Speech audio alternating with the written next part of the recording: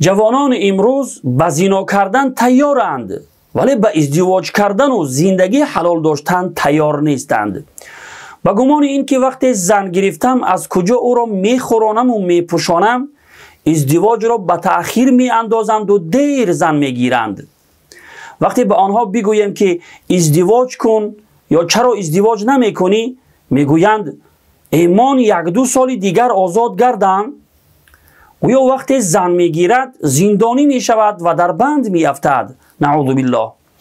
واقعا همت جوانان امروز به درجه پست شده است که تیار نیستند نان و نفقه یک زن را به عهده بگیرند و زندگی حلال داشته باشند.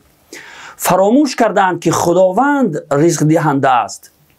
یکی از بزرگان تابعین ابراهیم نخعی رحمه الله می فرماید ازدواج کن، زیرا خداوندی که زن را در خانه پدرش رزق میداد، در خانه تو هم خداوند او را همراه تو رزق می دهد. حتما این نوار را به جوانان بیزن برسانید و در اجر و ثواب آن شریک شوید.